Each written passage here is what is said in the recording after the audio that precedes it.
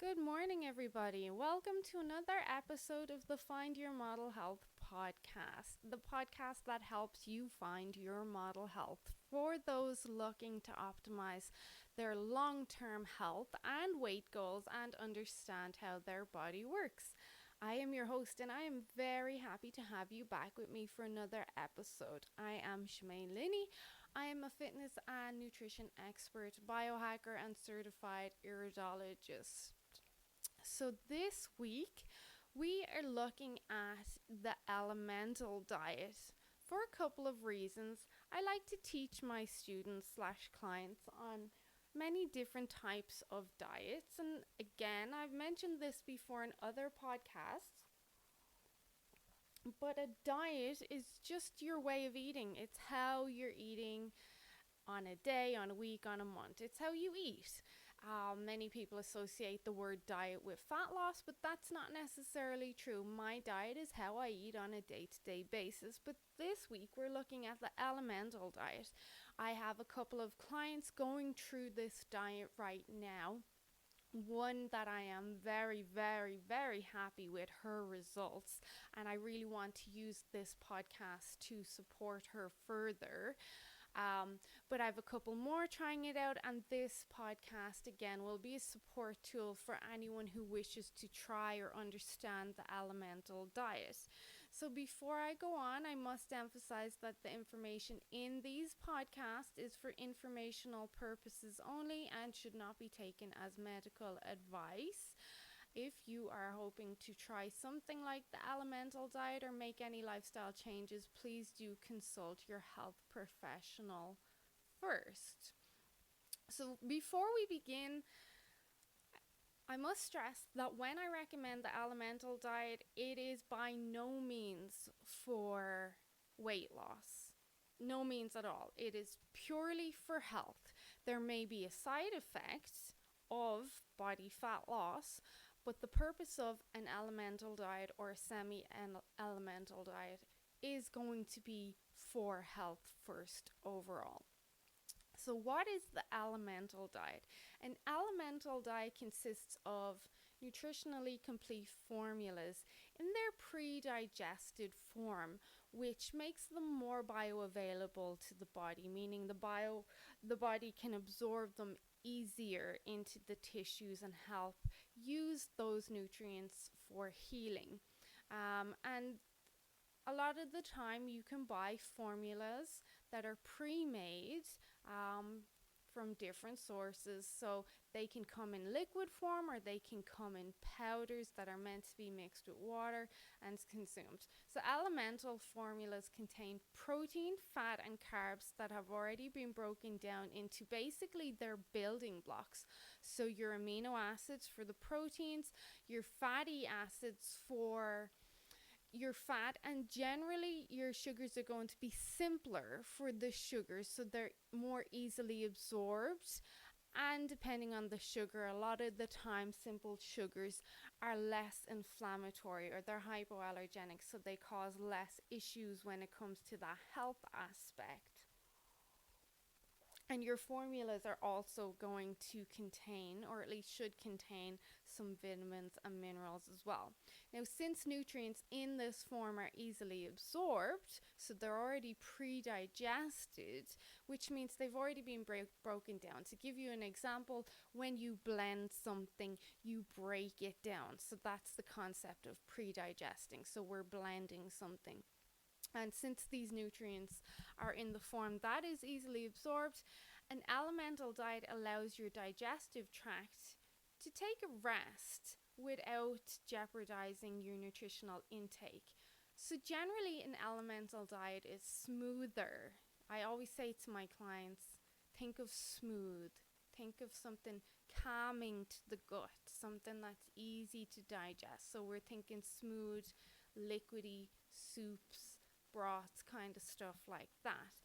Many physicians will recommend an elemental diet be followed by maybe their specific preferred formula, which means you would go buy the liquid or the powders. But they can be very expensive and usually they taste rubbish, but we'll look at that a bit more in a few minutes. So most of these formulas contain more carbs and proteins than fat, because fat for some people can be very difficult to digest, especially if they don't have their gallbladder or if they have issues with stomach acid as well. And we want to take that burden off the digestive system. So an elemental diet is often prescribed to people who have severe digestive issues. In the case of my clients, I generally will recommend trying an elemental diet when I see a lot of bloating and discomfort going on. But if I see a lot of diarrhea, if pretty much every time they eat anything, it comes out just as fast as it went in. So they get diarrhea immediately. They get bloating. They also may get spasms and cramps, kind of like an IBS reaction. That's when I'm like, okay, your digestive tract is having a bit of issue now. Sometimes I'll know the underlying issue if it's maybe SIBO or a fungal overgrowth, or maybe they're fighting some sort of pathogen or something like that. Or maybe I know that they've damaged their intestinal lining over years of abuse. Or it could be something else. That's when I'll say, hey, I think you should try this for a couple of days or a couple of weeks. It really depends. But elemental diets have been shown to help manage symptoms related to Crohn's disease. There are studies to back this up. Small intestinal bacteria overgrowth, so that's your SIBO. It also can be helpful for diverticulosis as well, and other inflammatory issues of the digestive tract, including inflammatory diseases of the esophagus that can lead to difficulty swallowing, like eosinophilic esophagitis, so EOE. So additionally, you'll see maybe your practitioner or your healthcare provider will prescribe an elemental diet if you have undergone surgery of your digestive tract or your intestines, as well as those who struggle to meet their nutrient needs. Those would be people with maybe cancer or anorexia nervosa. So an elemental diet, we want to take away that if you're going to do an elemental diet, it does need to be very nutrient dense. You have to provide your body with the tools that it needs to heal itself. That's so important. You can't just go and do a protein shake all day, every day for a couple of weeks. That's going to cause more damage than good. So to follow an elemental diet, typically you consume only elemental formulas and no solid foods. And those formulas, again, could be something your doctor or health practitioner has recommended or that they sell. Water and tea and plain tea are usually fine. The thing with these pre-made formulas, like I mentioned earlier, is they can be very, very expensive, especially if you're doing an elemental diet for a couple of weeks. But also they generally taste rubbish, like they're really bad. You have to hold your nose and just knock them back. So something like that then is going to deter someone from actually sticking to the diet for the time they need to stick to it. Not everyone likes to choke back stuff that tastes like crap, basically. So I like to give my clients another option, and that is to do the homemade elemental diet, which is more affordable, but also gives them the luxury to use ingredients that they like, but that I've also said, yeah, that's okay on an elemental diet as well. And it gives them a little bit more variety than just sticking to a formula the whole time. So although the commercially prepared elemental formulas are designed to provide adequate calories and all necessary nutrients, that doesn't mean that we can't get them by making our own stuff at home. So our own formulas / mixtures / concoctions at home.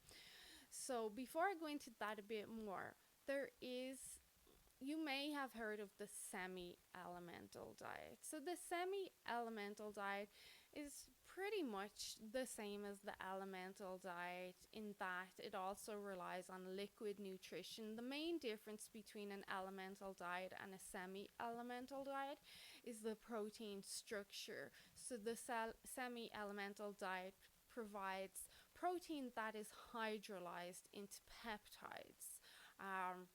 So those are shorter chains of amino acids, and this is the elemental form I tend to stick to more. The semi-elemental diet also contains more fat, and usually they're in the form of easily digestible fats like medium chain triglycerides or MCTs. So MCTs can be more easily digestible for some people than others because of their shorter chain length, their fat chain length.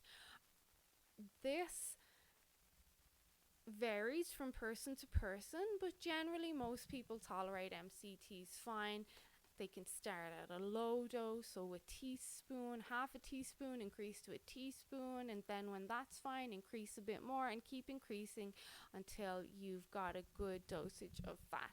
But anyway, so I like to use a form of the semi-elemental diet with my clients. So it's a homemade semi-elemental diet.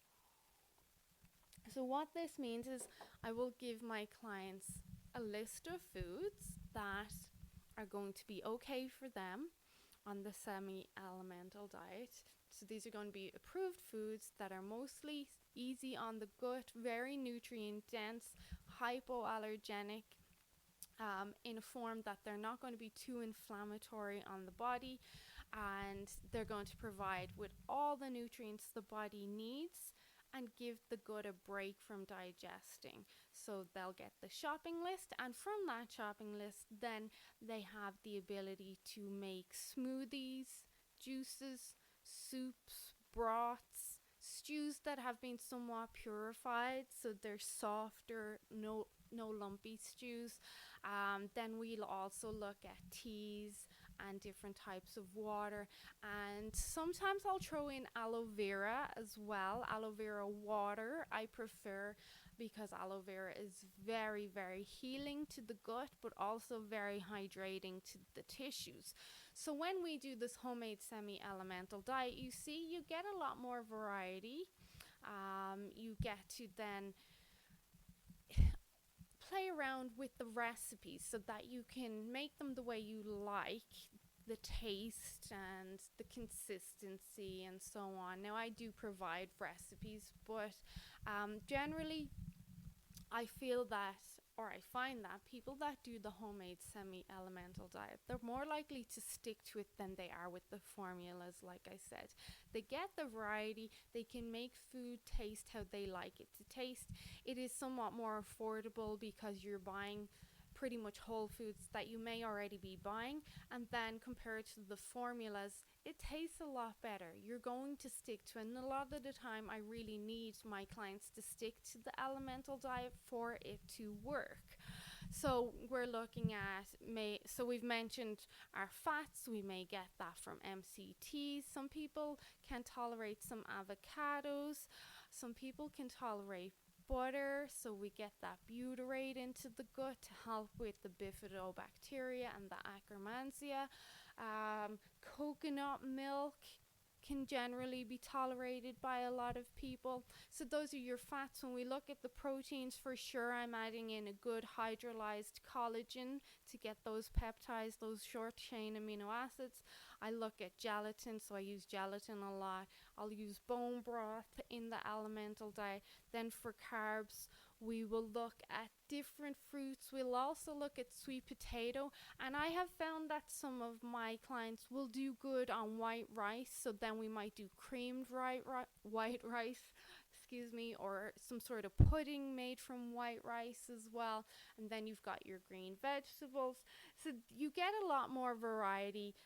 One of my clients that's doing the elemental diet now is doing really well making mushroom soup, so mushroom can be good. So the elemental diet, there are a few don'ts. I like to avoid caffeine in the beginning and then see the progress of the individual client. I also like to avoid lemon and limes. So in the beginning, they can cause a lot of issues for some people who have severe digestive tract issues. Other citrus, maybe not so much, but for sure lemon and lime, I've noticed eliminating them can help the starting journey work a lot more better. And then as we move on, so an elemental diet can go from anywhere from 3 to 5 days to 3 weeks or more. There's obviously a level of discipline and strictness and rigidity required, but as I say to my clients is, well, you were in such a bad state, your gut was almost falling out. If this is going to turn things around, then it's, why wouldn't you try it for a couple of days or weeks? Like, what have you got to lose? You've only got to benefit from this. If anything, you're going to get flooded with a lot of nutrients. But I've seen the healing aspects of it, and there's no one that doesn't benefit from the healing of the gut doing an elemental diet. And then this is where you want to work with a health practitioner where they can decide, okay, we're going to start adding in some solid foods. Which solid food will we add in? Your health practitioner will decide on that based on the outcomes they want to see. So I might add in, okay, well, you've been doing liquids for a week and a half now. I know you're getting the cravings for crunching and for texture, but I also want to support the growth of the good bacteria in the gut. So the bifidobacteria. I do know that eventually you want to get back on the weight loss wagon, so I want to promote the Akkermansia. I know that organic green apples are very high in polyphenols and can be great for hydration and healing the epithelial cells and supporting the growth of the good bacteria and formation of butyrate and all of this. So I'm going to slowly start adding in an apple a day. So you get the crunch, you also get the hydration and the filling sensation from the apple too. And then I'll slowly start adding in more as I see, okay, she's tolerating an apple fine and we have no diarrhea, we've no spasms, we've no issues. Let's look at another food that's going to be somewhat hypoallergenic but going to provide some good nutrition. So maybe I will look at some lamb maybe, or grass-fed ground beef, or it really depends on the client. So that's where your health practitioner will make a judgment call. But the elemental diet is amazing in its effectiveness from my experience. Now, there are some potential side effects if not done properly, but this shouldn't happen if you're working with a professional. So nutrient deficiencies is one. If you do not emphasize nutrient-dense liquids, you could risk nutrient deficiency. And weight loss may happen there, but it wouldn't be in a healthy way, meaning that when you implement food again, you're likely going to blow up and gain back the weight plus more. Make sure you're taking in plenty of vitamins and minerals in their most bioavailable form to prevent any nutrient deficiencies. There may be instances where your health practitioner will say, do the elemental diet, but keep up with your supplements or add in this multivitamin or whatever. The next side effect is GI issues, so gut issues.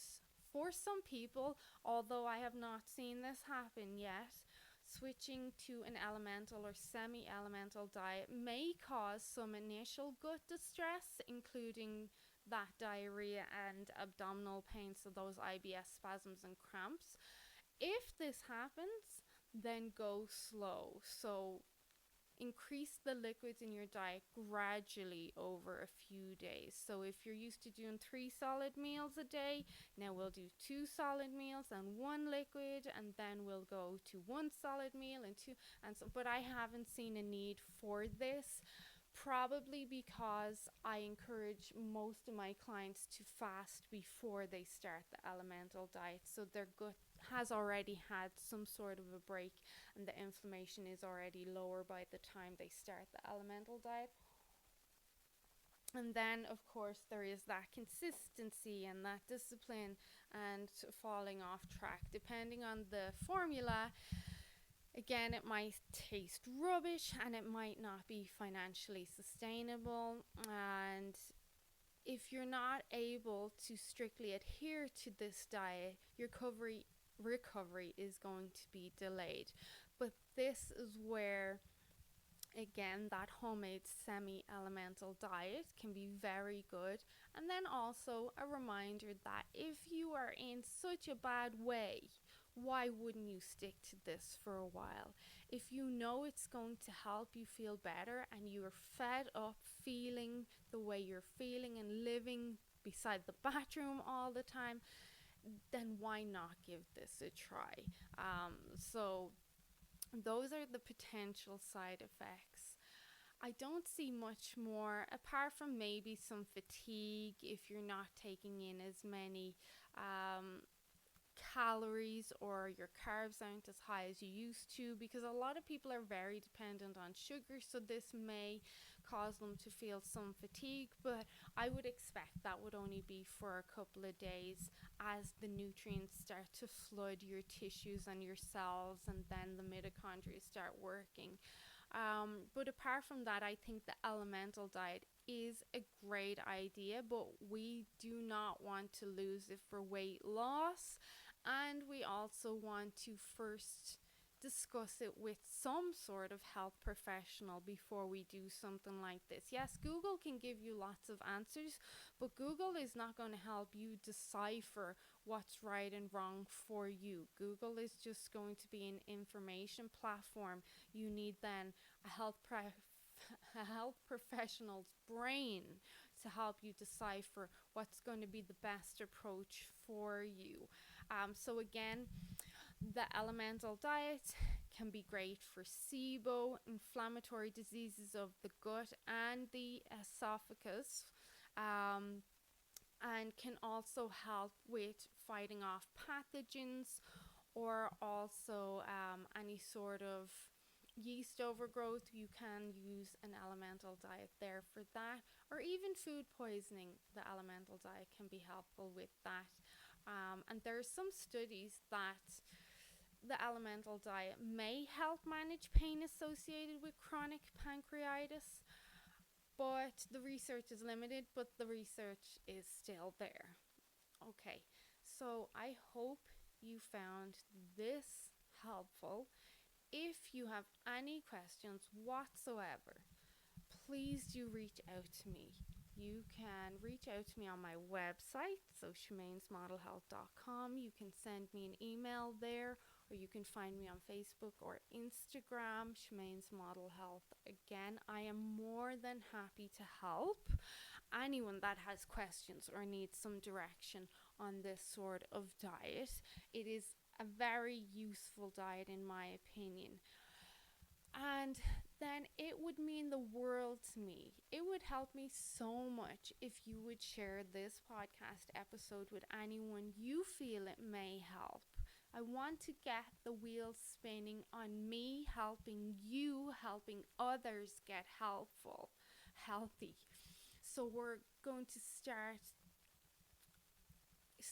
this ripple effect of the amount of people we're all going to impact and help to get healthy, especially in this time of the pandemic, where we really do need to become our own doctors and do what's best for us. So I would love it if you would help me spread the word from these podcasts and help this information reach more people and hopefully make the world slightly somewhat healthier, better place. Okay, thank you guys for listening. Have a great day, and I will chat to you all again soon. Stay safe and stay hydrated. If you're in Canada, it's so warm right now, so make sure you're hydrating. I did mention aloe vera water is amazing for hydration, so if you can get your hands on some of that, then do. Okay, bye-bye.